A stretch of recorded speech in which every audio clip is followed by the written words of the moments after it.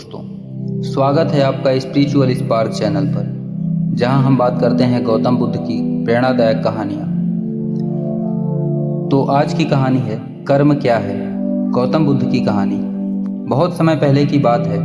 एक छोटे से राज्य कपिलवस्तु में एक राजकुमार सिद्धार्थ का जन्म हुआ था, जो बाद में गौतम बुद्ध के रूप से प्रसिद्ध हुए।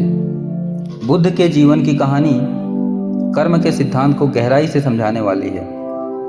बुद्ध ने न केवल अपने जीवन में कर्म को समझा, बल्कि इसे अपने अनुयायियों को भी सिखाया, ताकि वे अपने जीवन को सही दिशा में ले जा सकें। बुद्ध के जीवन में एक घटना ऐसी थी जो कर्म के महत्व को स्पष्ट करती है। यह घटना उनके आत्मज्ञान प्राप्त करने के बाद की है, जब वे अपने उपदेशों के माध्यम से लोगों के जीवन को सत्य की शिक्षा दे रहे थे। उनके पास एक बार एक साधारण किसान आया, जिसका नाम था काशीभू। किसान उदास और चिंतित था।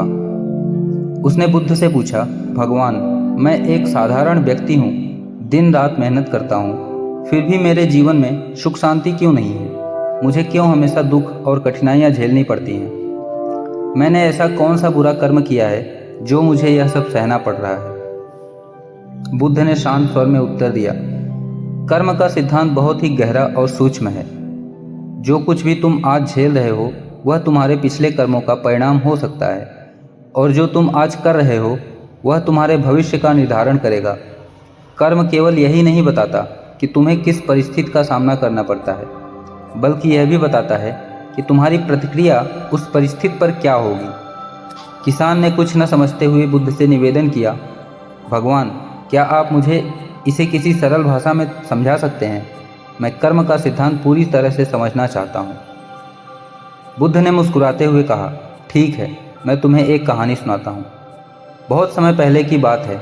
एक गांव में दो मित्र रहते थे। एक का नाम था अर्जुन और दूसरे का नाम दीपक। दोनों अच्छे मित्र थे, लेकिन उनके जीवन जीने का तरीका बहुत अलग था।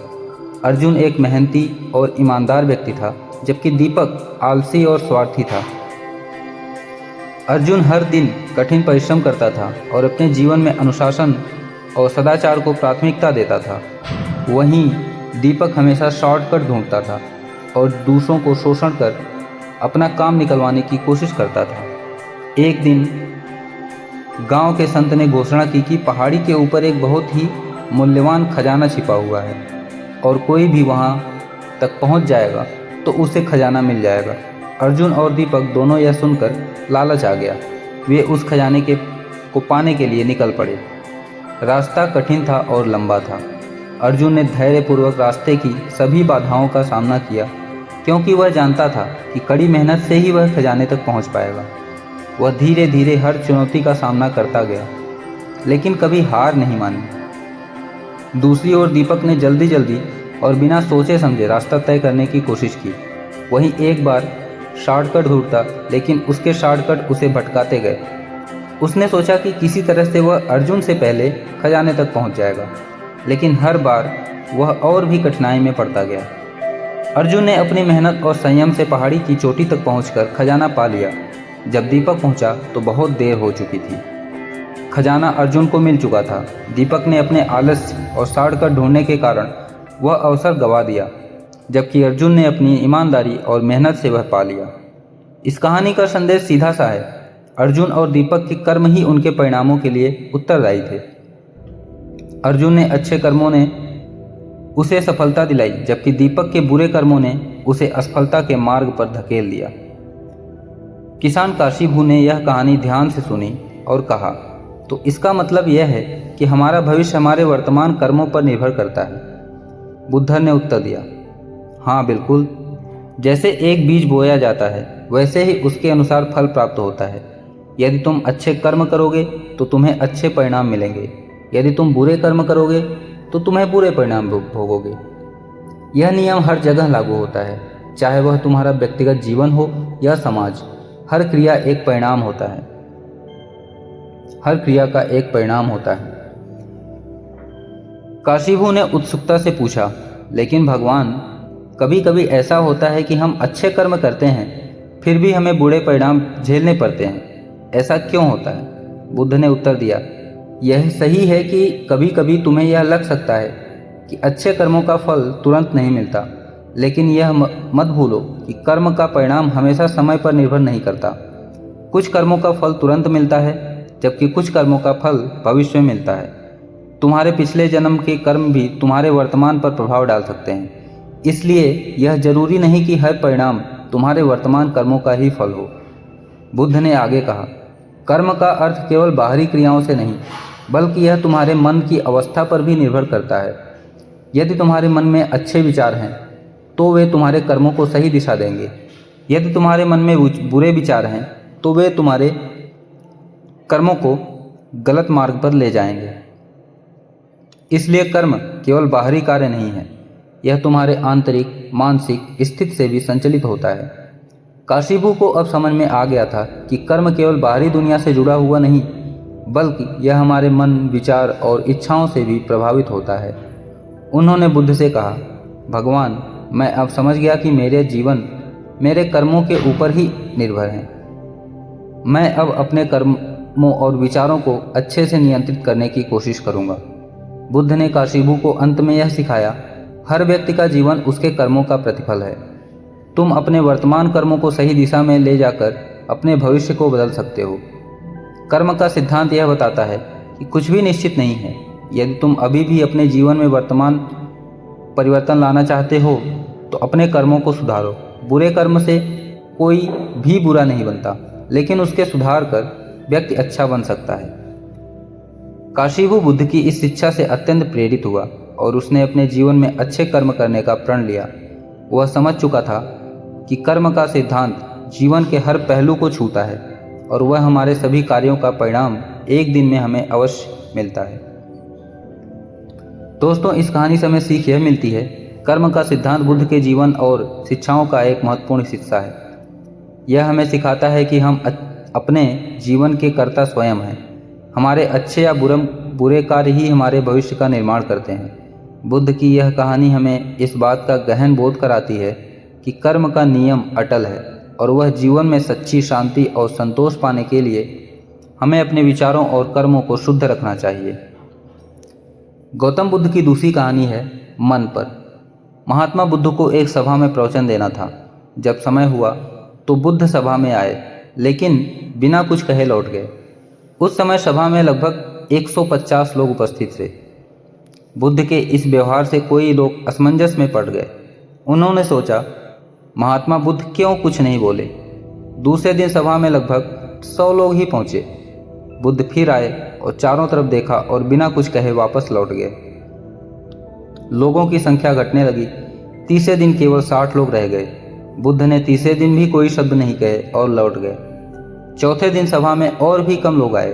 बुद्ध ने फिर मौन धारण किया और फिर वापस चले गए। पांचवें दिन जब केवल 14 लोग उपस्थित रहे, तब महात्मा बुद्ध ने अपनी वाणी खोली। उन्होंने कहा, धर्म और सत्य की राह में धैर्य और समर्पण आवश्यक है। केवल उत्सुकता, तमाशा या बाहरी आकर्षण से धर्म का प्रचार संभव नहीं। मुझे केवल धैर्यवान और समर्पित लोग चाहिए जो इस मार्ग में चलने के लिए तैयार हों। इस प्रकार 5वें दिन में महात्मा बुद्ध ने उन 14 लोगों के साथ धर्म की शिक्षाएं शुरू की। वे लोग उनके सच्चे अनुयायी बने और धर्म बुद्ध के संदेश को आगे बढ़ाया। इस कहानी से हमें सीख मिलती है कि धैर्य की महत्ता। धैर्य धर्म और सत्य की राह पर सबसे महत्वपूर्ण गुण है। केवल वही लोग बुद्ध के साथ रह सके जिनमें धैर्य और संयम था। तमाशा देखने वाले लोग धीरे धीरे छंट गए। समर्पण और निष्ठा। धर्म का मार्ग कठिन है। यह केवल उन्हीं के लिए है जो समर्पण और निष्ठा के साथ उसे अपनाने को तैयार हैं। गुणात्मकता का महत्व। किसी भी उद्देश्य को प्राप्त करने के लिए भीड़ की आवश्यकता नहीं होती, गुणवत्ता अधिक महत्वपूर्ण है। महात्मा बुद्ध ने यह सिद्ध कर दिया कि केवल समझदार और धैर्यवान लोग ही बड़े कार्य को आगे बढ़ा सकते हैं। प्रवृत्ति और उत्सुकता। कई लोग केवल उत्सुकता या तमाशा देखने के लिए आते हैं, लेकिन सच्चे अनुयायी वे होते हैं जो ज्ञान प्राप्ति के लिए गंभीर हों। सत्य के लिए स्वीकृत। सत्य और धर्म को समझने के लिए पहले मन की स्थिरता और शांति आवश्यक है। जो लोग धैर्यपूर्वक प्रतीक्षा कर सकते हैं वे ही गहन ज्ञान को आत्मसात कर सकते हैं। तीसरी कहानी है आकर्षण का नियम। गौतम बुद्ध एक बार अपने शिष्यों के साथ भ्रमण पर थे। एक गांव से गुजरते समय वे और उनके शिष्य एक वृक्ष के नीचे विश्राम करने लगे।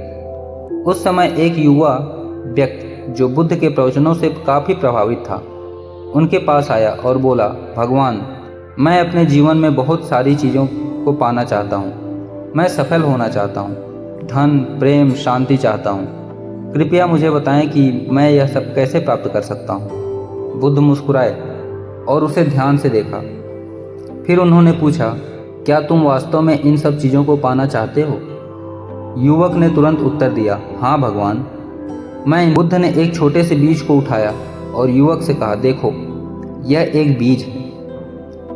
क्या तुम्हें पता है कि इस छोटे से बीज में एक विशाल वृक्ष बनने की क्षमता है?